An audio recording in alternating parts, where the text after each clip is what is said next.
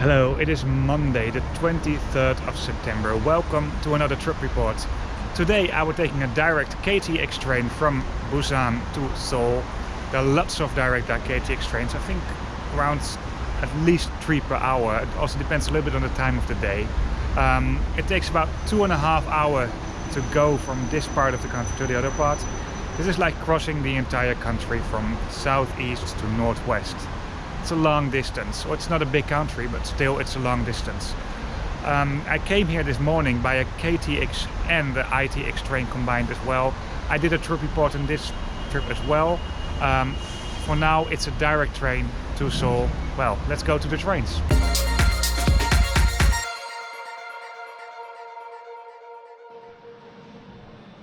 In the morning I arrived in Busan with an ITX train.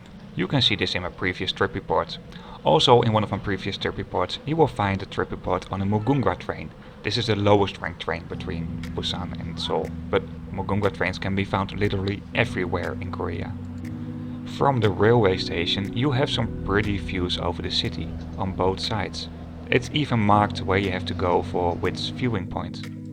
Apart from Korean, everything is marked in English as well. Well, this is what I found in all the stations in Korea I've been to. At the center of the railway station you will find an information point.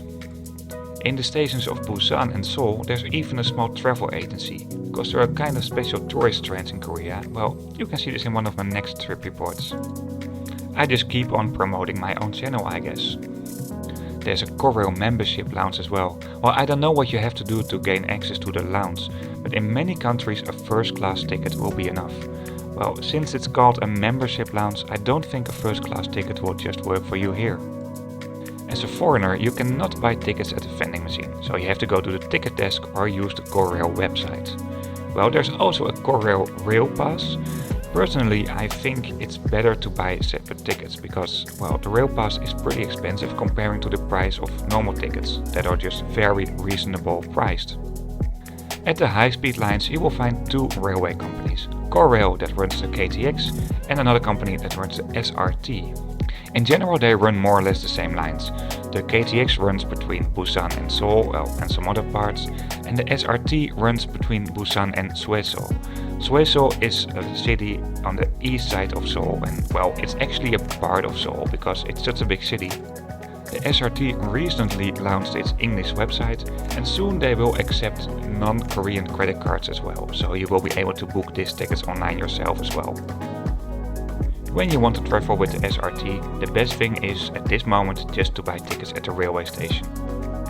I jumped in to have a quick look. Well, this is the second class that comes in a 2x2 configuration and the first class that comes in a 2x1 configuration.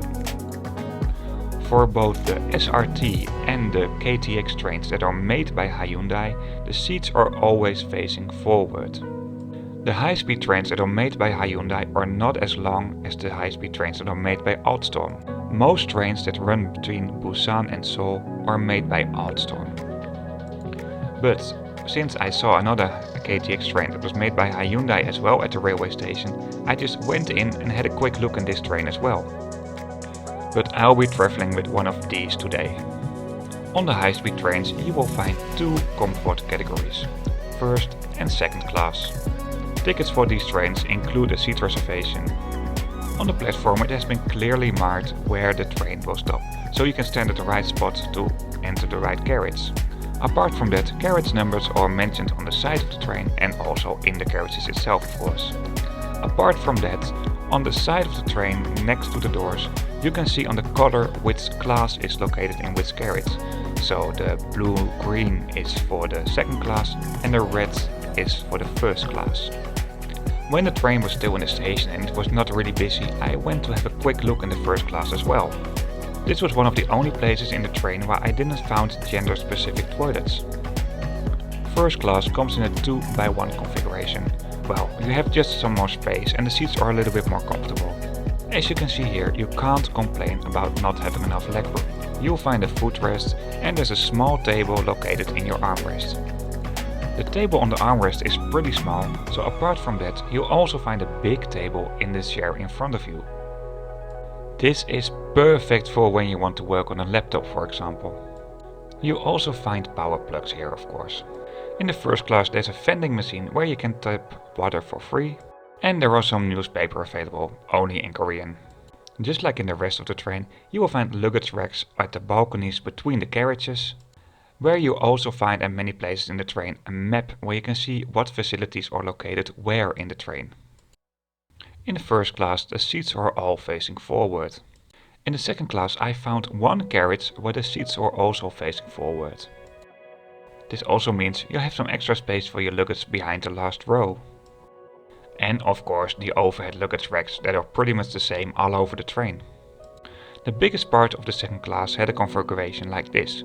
So in the middle you find 4 seats facing each other with a table in between, and on both sides you will find seats facing to the same directions. This means about 50% of all the people here are traveling backwards and 50% are traveling forwards. Because it's a high-speed train, it actually doesn't matter which way you move. I mean, these trains are just running really smooth. Second class comes in a 2x2 configuration. You have a little bit less leg space, but absolutely no reason to complain. And the seats can be reclined a little bit. These trains are made by Alstom. That's the same company that builds the TGV trains that are the high-speed trains in France, and also the first high-speed trains in the world. Well, when you ever traveled on a TGV, you probably would see the same things. And on some shots I take in this video, you probably won't even see the difference. Like here, for example. Except there's no vending machine in the TGV. Well, in this train you find several vending machines. It's located on the map where you can find what vending machines. Some will only sell drinks and others will only sell food. Because the travel time on these trains is never really long, you won't find a dining car. Instead of adding a dining car, they just added more seats, so more people can take the train. Even on the carriages that are not Asian style and always facing forward, you find some extra luggage space behind the last row. Personally, I pretty much never use a reading light, but in pretty much all Korean trains you will find reading lights as well. The top speed for KTX trains in regular service is 305 km per hour, or 190 miles per hour. Throughout the train you'll find lots of displays that will give you some route information. Every now and then the current speed also pops up. The second class gives you a very reasonable amount of legroom. I do have to mention I'm a very big boy, so it might look a little bit tight. There's a small footrest and there's also a big table included. In second class you'll find power plugs at the sides near the windows. Like you can see at the windows, all windows do have sunscreens. The toilets are clean and well equipped. Well, they don't have anything special, they're just fine and like in many trains. Although I personally don't like to use public Wi-Fi, the Wi-Fi on this train works pretty smooth. Just in general, when you use public Wi-Fi in a hotel, restaurant, train, whatever, always use VPN. I think I mentioned many details about this train, but I will also show you something you will see from the train. In the description below I will link a place where I will explain about ticket fares and how to buy tickets.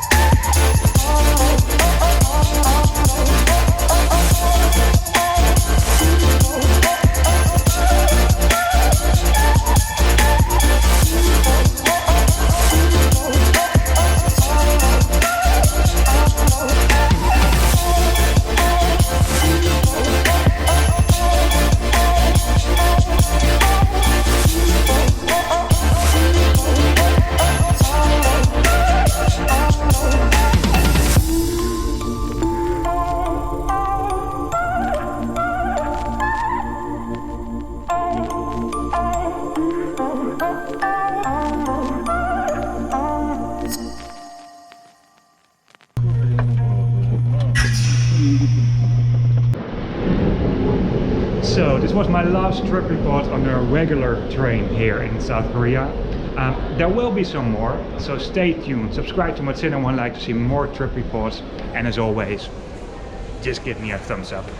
Goodbye for now.